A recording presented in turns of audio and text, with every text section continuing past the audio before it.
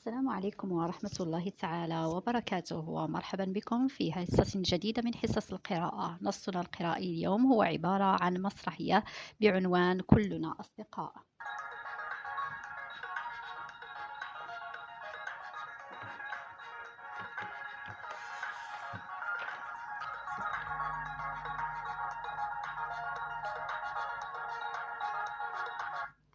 أهداف الدرس: صياغة فرضيات المعنى، قراءة النص الوظيفي، استخراج معلومات صريحة وضمنية، استثمار المعجم، فهم المقروء واستثماره.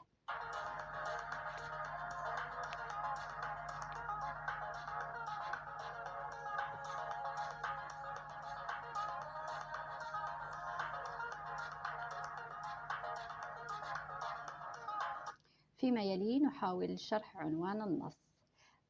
كلنا أصدقاء، أي أننا نلعب مع بعضنا البعض، نحترم بعضنا، نتعاون فيما بيننا.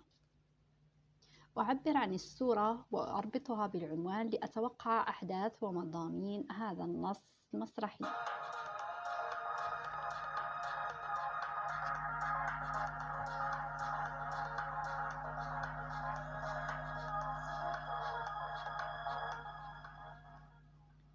فيما يلي نقرأ النص المسرحي وهو بعنوان كلنا أصدقاء. كلنا أصدقاء. الببغاء نانو: السلام عليكم يا أصدقاء. الأرنب سوسو: وعليكم السلام ورحمة الله وبركاته. القطة ميو ميو: مرحبا بك يا نانو، ماذا وراءك؟ الببغاء وهو يتخذ مكانه ويجلس بين الأرنب سوسو والسنجاب طقطق. نانو: كلكم تعرفون مقدار ما يكنه لنا الأطفال من محبة. السنجاب طقطق: نعم نعم، ولكن لم تقول لنا هذا؟ سوسو: لا بد أنك جئتنا بأمر هام. ميو ميو: هيا قل، ولا تشوقنا أكثر إلى سماع فكرتك. يقف الببغاء وكأنه يستعد لإلقاء خطبة هامة. نانو: لكي نبادل الأطفال محبة بمحبة، يجب على كل واحد منا أن يقدم إلى أصدقائنا الأطفال نصيحة تفيدهم في حياتهم. طقطق: هذا رائع يا نانو، أنت طائر حكيم. سوسو: يا لها من فكرة رائعة، أنا موافق. ميو ميو: وأنا أيضا، ولكن من سيبدأ؟ طقطق: نانو هو من سيعطي النصيحة الأولى. ميو ميو وسوسو معا: نعم، نانو هو الأول. وقف الثلاثة وأمامهم على مكان مرتفع وقف الببغاء وقال: قال نانو: أما أنا فأوصي أصدقائي الأطفال بالحديث مع الصغار والكبار بأدب ولطف. قال سوسو: وأنا أنصحهم بطاعة الوالدين واحترام الجيران والأصدقاء. قال طقطق: وأنا أوصيهم بالمحافظة على صحتهم وحماية بيئتهم. ميو ميو: وأنا أنصحهم بالاجتهاد والاعتماد على النفس. وما أن انتهى الأربعة من الإدلاء بنصائحهم حتى ظهر جميع الأطفال الذين كانوا مختبئين وراء الأشجار وعانقوا أصدقائهم. الأطفال والحيوانات: شكرا لكم، أنتم تحبوننا ونحن نحبكم. ثم وقفوا جميعا وهم يرددون بصوت واحد: كلنا أصدقاء، عند الحاجة أوفياء، كلنا أصدقاء في السراء والضراء، كلنا أصدقاء، كلنا أصدقاء.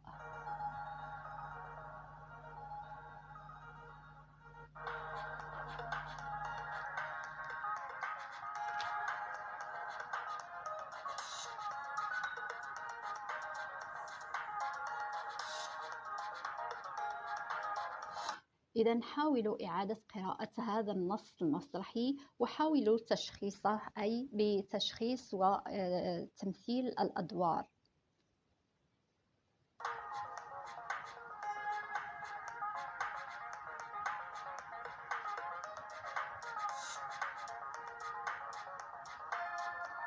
ننتقل لحظة لاستراتيجيات المعجم. لدينا عائلة كلمة هام، أي الاشتقاق. يمكننا أن نشتق منها الكلمات التالية: مهم، مهام، أهمية، مهمة. وهناك كلمات أخرى يمكننا أن نشتقها من كلمة هام. ننتقل لحظة لشبكة المفردات. لدينا أصدقاء، هناك أصحاب، زملاء، رفاق، أقران.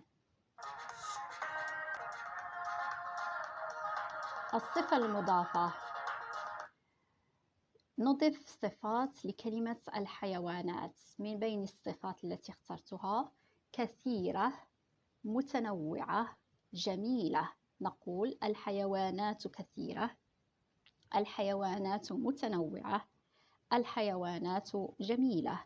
هناك صفات أخرى يمكننا إضافتها لكلمة حيوانات أو الحيوانات.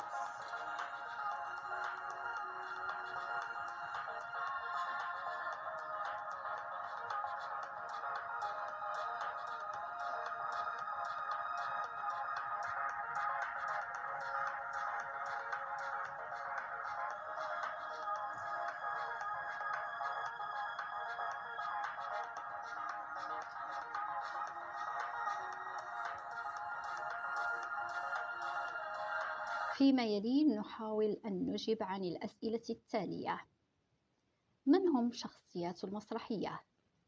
أين يوجدون؟ ماذا يجب على الحيوانات أن يفعلوا كي يبادلوا الأطفال المحبة؟ لماذا يقدم الحيوانات النصائح للأطفال؟ أو لماذا تقدم الحيوانات النصائح للأطفال؟ ما هي نصيحة نانو؟ ما هي نصيحة سوسو؟ ما هي نصيحة طقطق؟ ما هي نصيحة مياو مياو؟ إذا نجيب على هذه الأسئلة انطلاقا من النص المسرحي.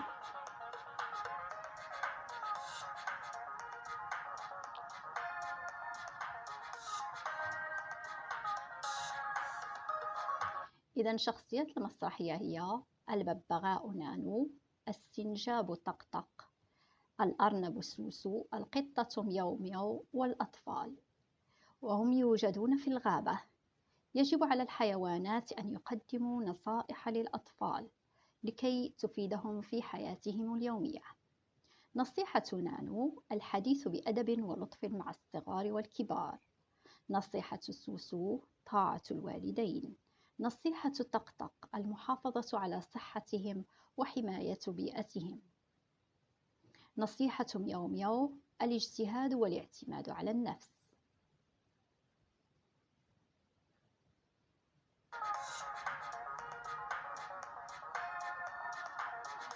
إذا ماذا تعرف عن الحيوانات التالية؟ الببغاء، الأرنب، القط، السنجاب.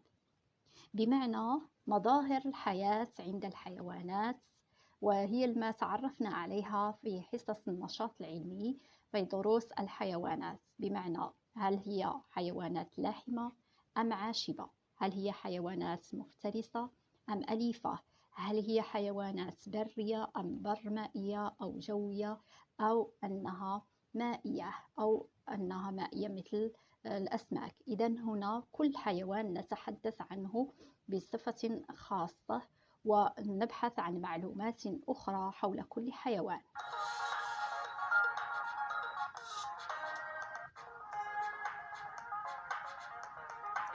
ننتقل لحظة للتحويل، فنحول الجملة: لا تشوقنا أكثر، أي أنت لا تشوقنا أكثر، مع الضمائر أنت، أنتما، أنتم. فنقول: أنت لا تشوقين أكثر، أنتما لا تشوقان أكثر، أنتم لا تشوقون أكثر. حاولوا تحويل الجملة: هو يتخذ مكانا مع جميع الضمائر: هو، هي، هما، هم، هن، أنا، أنت، أنت، أنتما، أنتم، أنتن، نحن.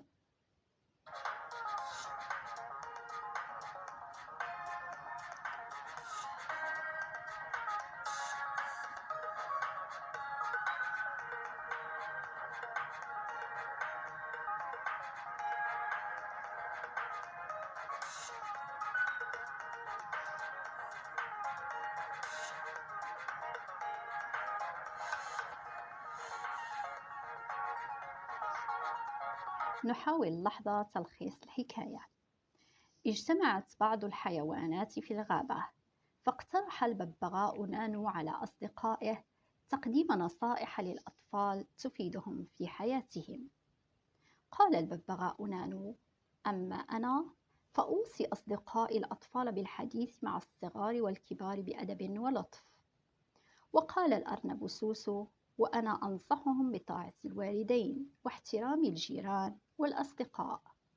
وقال السنجاب طقطق: وأنا أوصيهم بالمحافظة على صحتهم وحماية بيئتهم.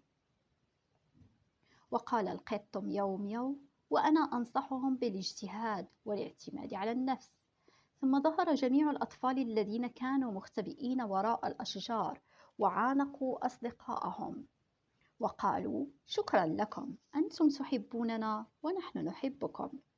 فردد الأطفال والحيوانات بصوت واحد: كلنا أصدقاء، عند الحاجة أوفياء، كلنا أصدقاء في السراء والضراء، كلنا أصدقاء، كلنا أصدقاء. إذا حاولوا تلخيص هذا النص المسرحي بطرقكم الخاصة.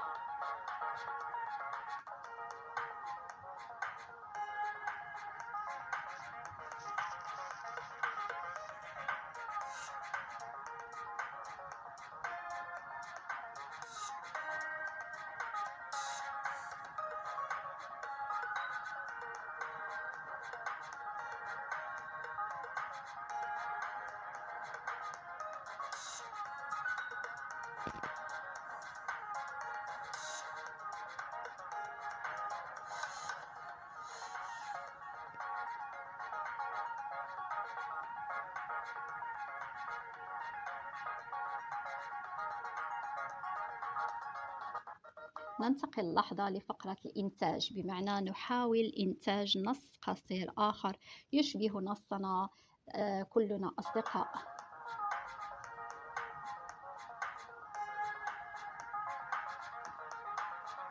إذا حاولوا إنتاج نص مشابه للنص الأصلي، وذلك انطلاقا من تغيير العناصر التالية: العنوان، الزمان، المكان، الشخصيات والأحداث.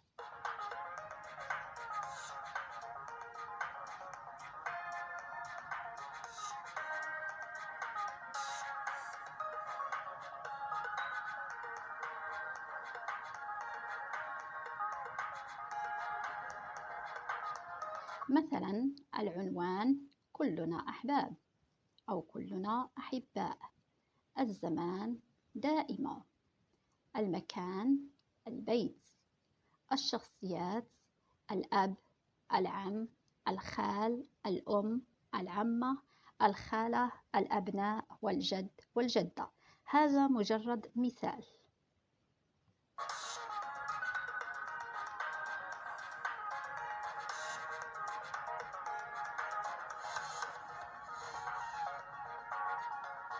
إذا يمكننا إنتاج نص آخر، مثلا نقول: كلنا أحباء.